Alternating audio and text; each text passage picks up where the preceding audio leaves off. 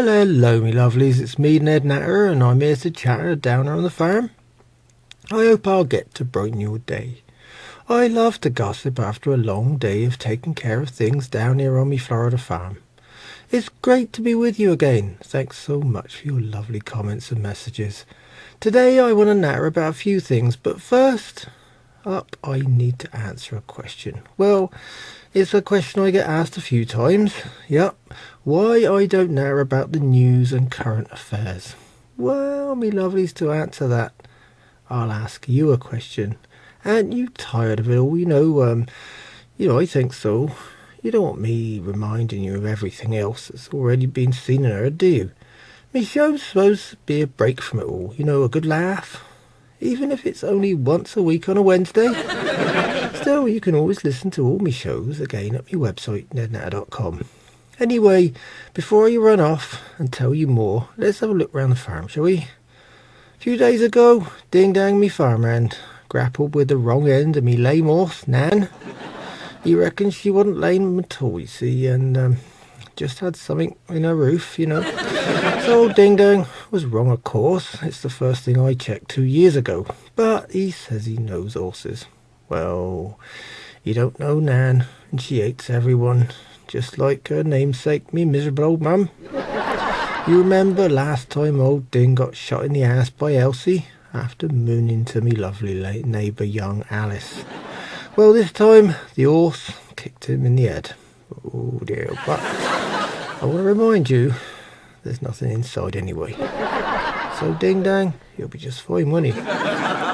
Anyway, away from the broken nose and bruises, well, maybe fine is an exaggeration. How about his normal stupid self? The campers are still here. To be honest, they've become an inevitable part of farm life, haven't they? Quentin told me this week that he's moving up in the world. Of course, I thought I'd finally lose me camping tenants. No such luck.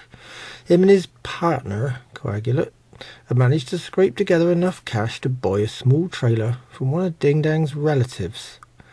Well, he has enough of them. No, relatives that is, not trailers. I'm just waiting for the pile of scrap metal to show up at any time. You're probably wondering how I know it's going to be scrap metal. Yep. Well, that links to another recent event. I learnt a few days ago just what kind of guy Ding Dang's relative really is. His name's Elrod. Yep, it does sound like something you use to clean the drains, doesn't it? Anyway, he seems to be a rotten branch on Ding Dang's family tree. But I'm getting off track a bit. Me blind neighbour, old Lonnie, stopped by the farm, looking for some food, a little donation. See, I gave him an old microwave oven as a New Year gift, an old one. He wants to cook something in it that doesn't explode.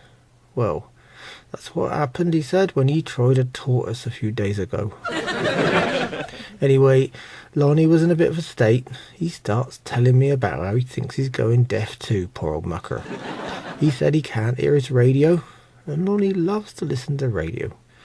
Trouble is, he's having trouble hearing it at all, and asked me to look at it. He reckoned either something's wrong with the radio or he's really going deaf. So I drove Lonnie over to his trailer. It sits on half an acre of weeds. It's easy to find too. See, there's always, at least a dozen black vultures circling above the place, waiting for one of Lonnie's roadkill carcasses. So I walk into the house and nothing works. No lights, nothing. So I said, maybe that's the problem, Lonnie. He says, no, wait. And he fumbles for this big ugly switch on the door, by the door there. Suddenly, there's a loud, overpowering sound of an engine.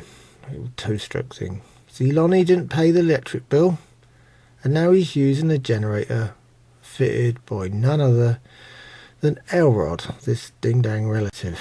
It's so loud, I had the same hearing problem myself. Well, actually, I couldn't even hear myself think, let alone hear the radio.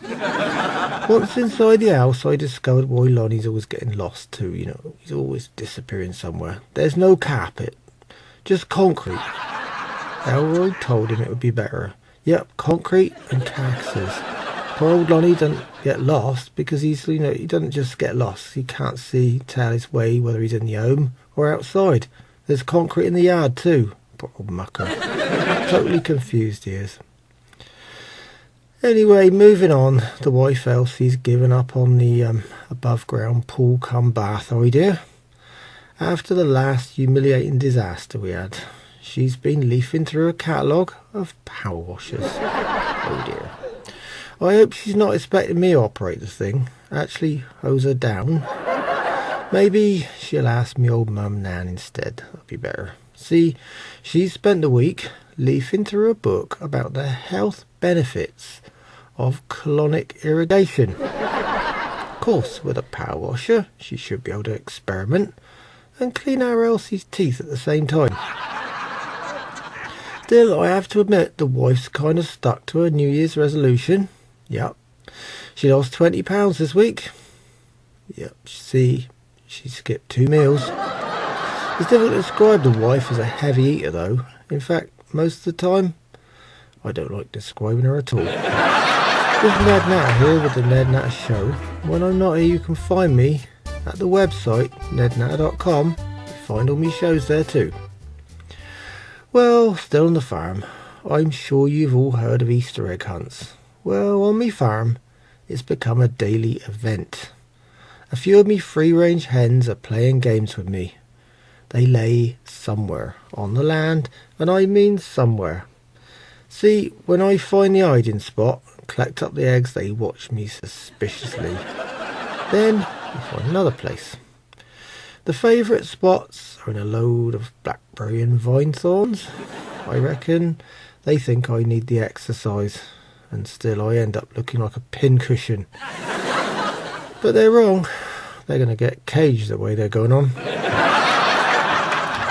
On the subject of annoying things, we all have a little pet hates, don't we? One of mine is the word processed food. Just remember that shite is also technically processed food, isn't it? Yup, processed by the gut rather than a guy in a dirty big factory. Another of me pet dislikes is when you go to the grocery store and they happily tell you you've saved $1.46. Yup, and you've just spent 160, ain't you? Saved? No, I just spent, to remind them. Of course, I have to drive to the nearest town for my groceries. One day last week I noticed something unusual though. A lot of the folks around with orange hair, not really natural looking either. Their skin was a kind of browny orange colour too. So of course I thought maybe they're all from one family, or there's a special offer at the dollar store, for hair dye. But I was wrong again. See, they all come from this one rural backwoods place where they're all shallow wells there, and the orange comes from the rust in the water. Oh, yuck. I wonder if I should help them out, and pay for a new deeper well, or just send them over a big case of WD-40. Well, me lovelies, I'm always getting nice messages from you, me listeners, but from time to time I get an odd question too. So in this season I've decided to feature them in my shows. This one arrived from Bettina in Baltimore. She asked me if I believe all these ads for what she thinks are made up medical conditions. You know the ones you see them on the ads and the TV and stuff, acid reflux disease, restless leg syndrome, irritable bowel syndrome, lactose intolerance, that kind of thing, Well, thanks for your note, Bettina. I can only ask round the farm and me neighbours, and I've got a pretty good idea you're right. I think they are made up, some of these things, sell some drugs. I can tell you that the wife, Elsie, suffers from irritable gut syndrome, though. Yep, she never stops eating. And I just thought irritable bowel was nothing but a case of bad gas. Then, when they say that these new viruses are drug resistant, surely they're just talking about the DA, aren't you? They're very drug resistant, aren't they? Then, with me, I'm not so much lactose intolerant, I'm just intolerant. I think as I get older, I tolerate less, particularly people that get under me skin. Alice, me lovely neighbour, it's not one of those of course, she told me there are lots of ways of handling anger management. But unlike the wife, I don't run around the place with a shotgun. I tend to bottle it all up until I'm nearly ready to explode. Anyway, my lovelies, as I said, round here, my old mum, she's top of the intolerant members of the family. She's got restless legs and just plain old irritable syndrome. The bowel doesn't even get a look in here. I'm sure the drug companies could come up with something, a new disease just based on her, miserable, old, nagging crow syndrome. On the other hand, most gamekeepers shoot crows, don't they? As we all know, my old neighbour Rush has an overactive bladder. Added to that, he's got an overactive imagination, particularly when it comes to his brand of politics. Then, in stark contrast, old Fred, me nudist neighbour, has the classic need. Trouble is, with ED, he always needs outside help. Me lovely vegan neighbour, young Alice, well, she don't worry about anything man-made. With her, it's all herbs and spices. On the other hand, Ding Dang me farmhand suffers from this thing called chronic fatigue syndrome, but not in the classic sense. In other words, he doesn't want to do anything at all. Maybe we could dream up, some new thing like Sleepy Ann syndrome. He's already got bone-idolitis, a bit like tonsillitis, only he can still moan about it and everything ain't right. Anyway, this is Ned Natter here with the Ned Natter Show, and when I'm not here you can find me at nednatter.com.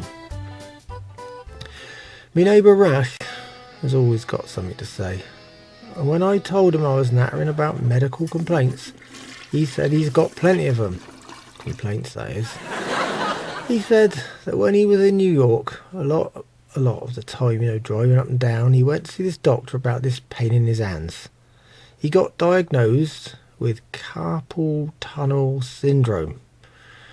Rush reckoned, on the other hand, in New York, he was really suffering from Lincoln tunnel syndrome. That's right, it's also known as a tailback. Then, as usual, it's sorry Ned, gotta go. He's off behind a big old granddaddy oak. I'm really starting to feel sorry for that tree, This is Ned Natter here with the Ned Natter Show, and when I'm not here, you can find me and my shows at nednatter.com. Me long-lost relative Skip Natter was staying with me over the new year, but unfortunately, he dreamed up some new swindle, and vanished for a few days. But I'm still checking to see what he took with him. And on the con-man front, my agent 50% has lined me up with a new ad this week. Kind of farm topical for a change, but it's not really my thing. Anyway, I'll have a go for you, alright? Here we go. Get the latest thrill DVD, Ovulators Gone Wild. The tale of a dozen hens, half a dozen eggs, and spring break feathers.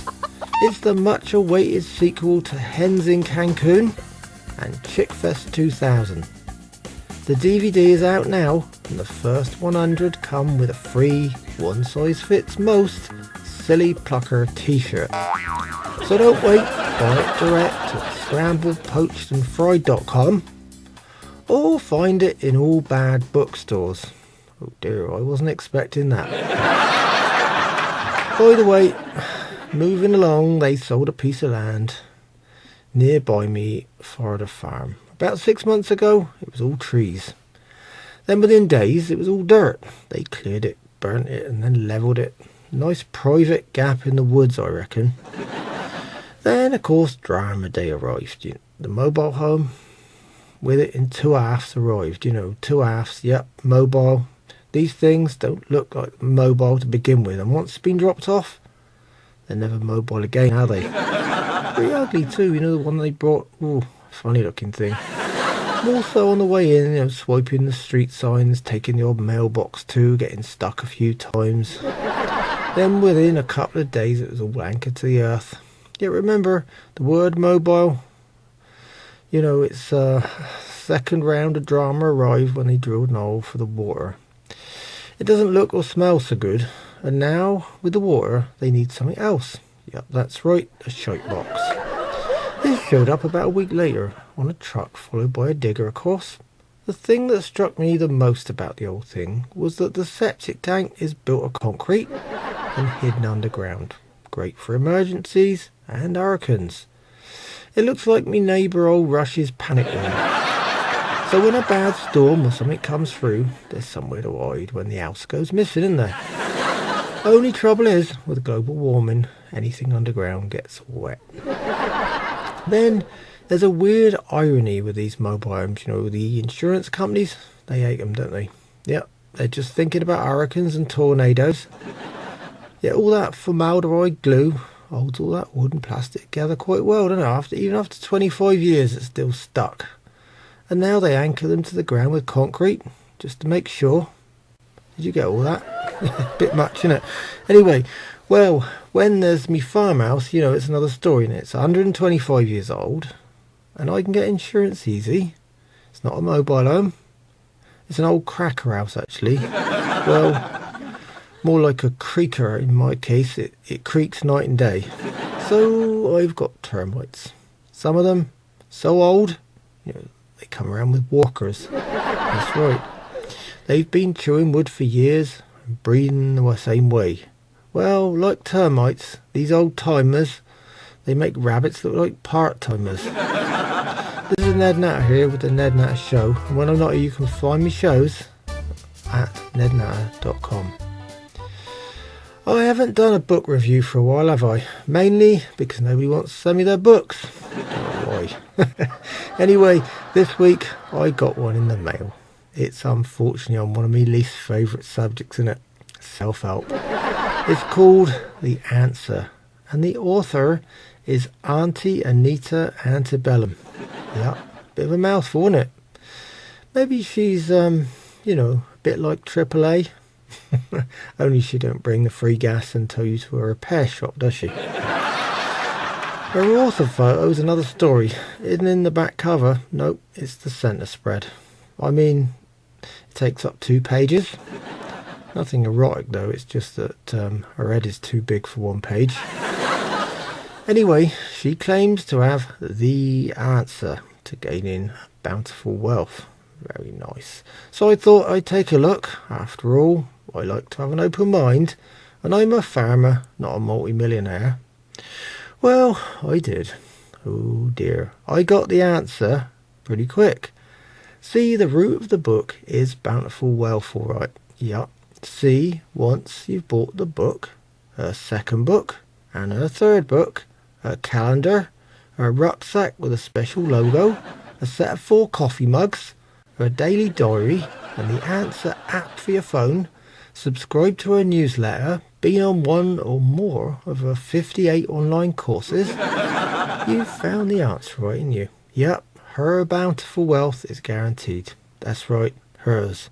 Oh dear.